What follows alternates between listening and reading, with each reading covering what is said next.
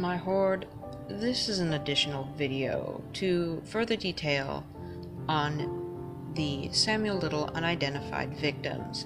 I will be showing all the sketches and giving the relevant information to each photo in hopes that maybe someone will see this video and recognize or have some information regarding these women. Do keep in mind that there are more victims, both matched and unmatched, to Samuel Little's confessions. These are just the ones that he has provided sketches for so far, and that they are by his own memory, so they may not be the exact likeness, but they are at least something to go off of.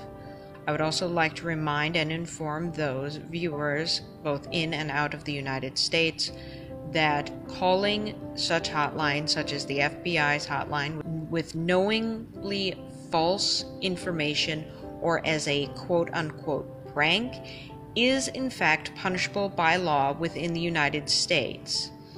It is also an action that is vehemently condemned by myself, this channel, and all involved with this channel. Please only call if you have information on this case. I would also like to stress that these are real victims. These are real people whose lives were taken from them. This is also an ongoing investigation.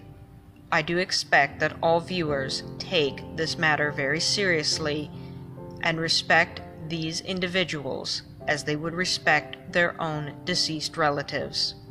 Thank you.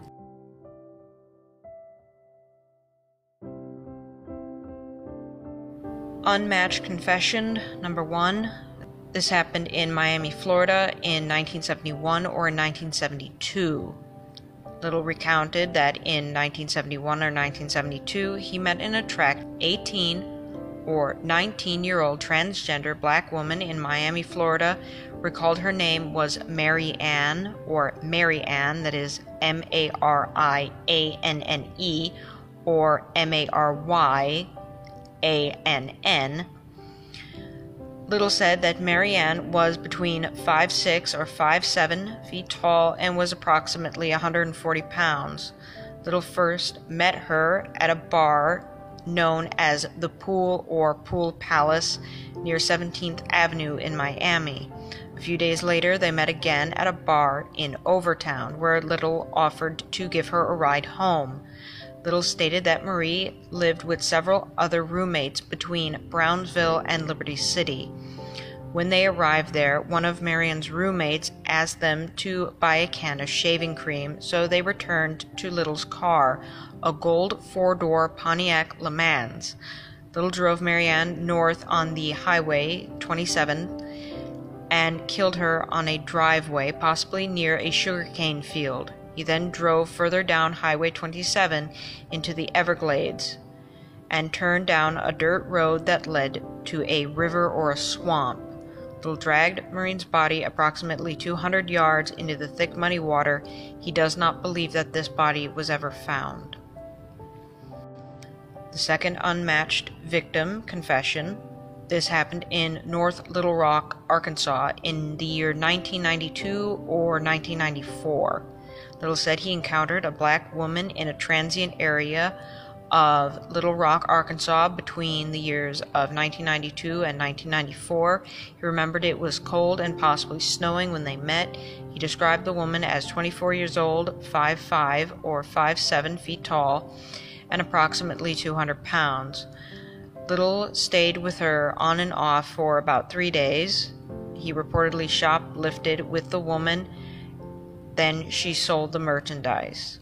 Little remembers being arrested for shoplifting in North Little Rock Kroger grocery store. Records indicate that Little was in fact arrested by North Little Rock Police Department for shoplifting from a Kroger on April 20th, 1994. According to Little, he was released after approximately 3 hours so he could move his vehicle, a 1978 yellow Cadillac Eldorado, or possibly a yellow Dodge, off the grocery store's property. Little stated that when he returned to his vehicle, the woman was sleeping inside of it. He first drove the woman to meet her ex-boyfriend, a man called Bear. Little believes Bear is now deceased. Then drove back to her residence. He returned the following day and drove her towards Benton or Bentonville, Arkansas. When they were outside of Little Rock, Little drove down a dirt road and strangled the woman to death. Little stated he placed the woman's body in a pile of branches or old corn stalks in or near a cornfield. He believes that the woman's name may have been Ruth and that her mother lived in North Little Rock. Number 3, the third confession, unmatched. This is in Covington, Kentucky, 1984. Little stated that in approximately the year of 1984, possibly in the summertime, he was driving in his Lincoln Continental Mark III from Lorain, Ohio to Cincinnati. When en route, he met a 25-year-old white female outside of a strip club. He remembers her as being 5'6" or 5'7" feet tall and between 130 and 170 pounds. Little describes her as having short blonde hair and blue eyes with a hippie appearance. She approached him and asked him for a ride to Miami, Florida, saying her mother lived there. Little said he and the woman drove south on the Interstate 75. When they reached Cincinnati, the two of them spent time downtown on Vine Street. They continued driving together across the river into northern Kentucky. Little described driving into a hilly area not far from the I-75. He drove up a small dirt road at the top of a little round hill, where he strangled the woman in the backseat of his car. He left her body at the top of this hill. The fourth confession that is unmatched. This is in Las Vegas, Nevada, 1993.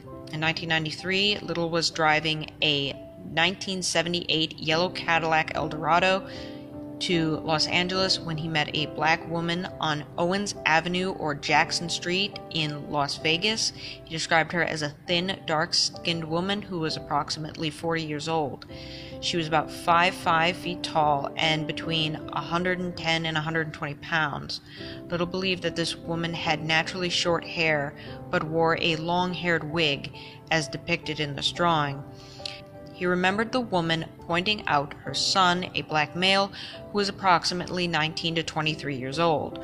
Little confessed to taking her to a motel room where he then strangled her. He said he then placed the woman's body in the trunk of his car and drove to the outskirts of Las Vegas. He pulled off onto a remote road and rolled the bodies down a steep slope. He then threw her clothes out further down the road. It is highly likely that her body was never found. Number 5, unmatched confession. This was in New Orleans, Louisiana in 1982. Little stated that in approximately 1982, possibly in autumn, he met a black female in New Orleans. He described the woman as approximately 30 to 40 years old, 5'8" to 5'9" feet tall, weighing at 160 pounds, with honey-colored brown skin and medium-length straight hair. He remembers she was wearing a pretty dress with buttons up the front. Little said that they met at a club where she was attending a birthday party with a group of friends and one of her two sisters. Little left with the woman in his vehicle, a Lincoln Continental Mark III. The woman told Little that she lived with her mother, who was sickly and possibly invalid. The woman also gave Little the keys to her house. Little drove the woman to the Little Woods exit off I-10, where he turned down a dirt road along a canal that was being dredged. They exited the car, then Little pulled the woman towards the canal. He then killed her there and left the body. Afterwards, Little drove back to the motel where he had been staying in Pascagonia, Mississippi.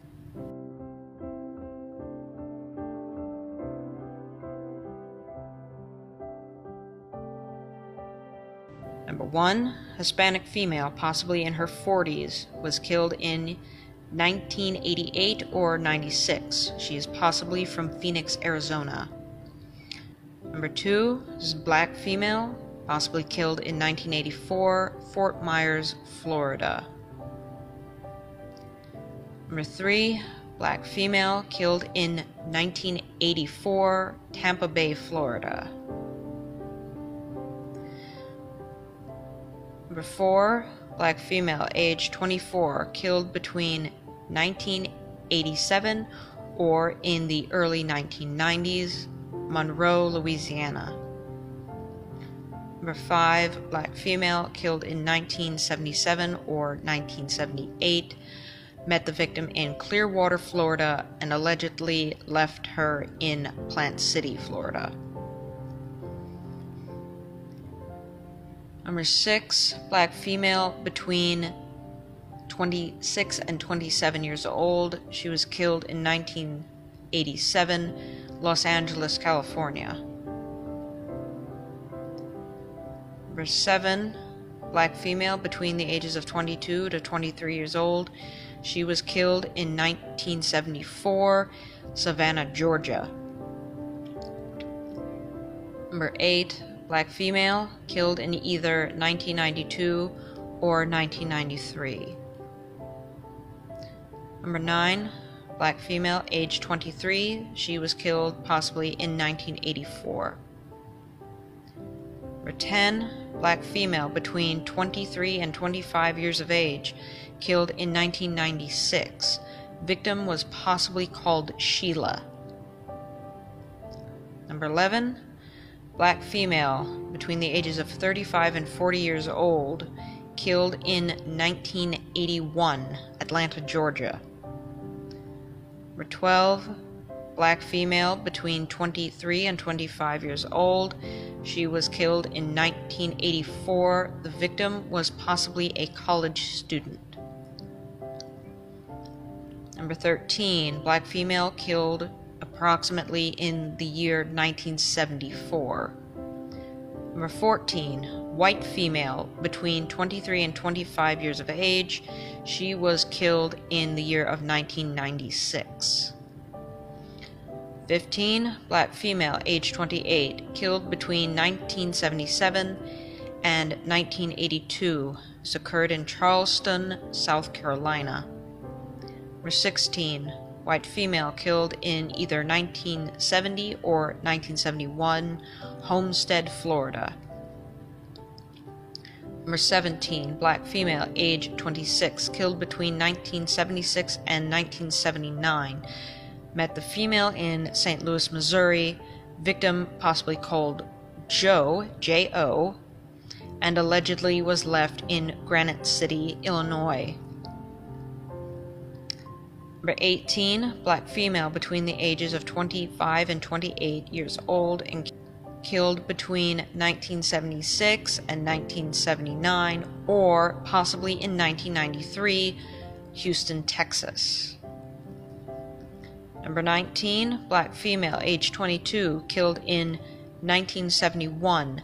Victim was possibly called Linda. This is in Miami, Florida. Number 20, black female, age 28, killed in 1971 or 1972. Victim possibly worked on Homestead Air Force Base.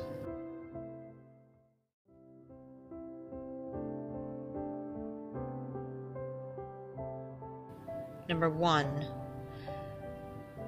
This was matched to the confession's victim's New Orleans, Louisiana confession, matched to a Jane Doe.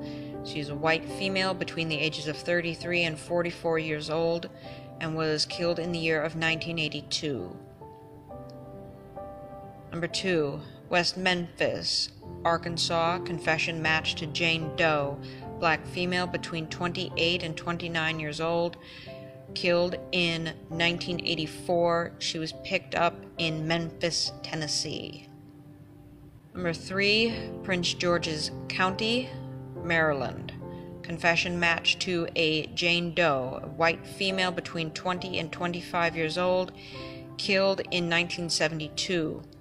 Victim possibly from Massachusetts. Number 4, this is from Pasagonia, Mississippi. confession match to a Jane Doe, black female, between 35 and 45 years old, killed in the year of 1977. Met the victim in Gulfport, Mississippi, but the victim possibly from Patagonia. Victim possibly worked at Ingalls Shipyard. Number 5. This is from Kendall, Florida. Confession match to a Jane Doe, white female, possibly of Cuban descent, between 25 and 35 years of age. She was killed in the year of 1971. Victim was possibly called Sarah or Donna. I do implore anyone who has any information on these victims to please contact the FBI and corresponding hotlines. I would also ask that anyone who views this video to please share it on all social media platforms in order to get this widespread, and in hopes that someone with information will see it. Thank you all for your time.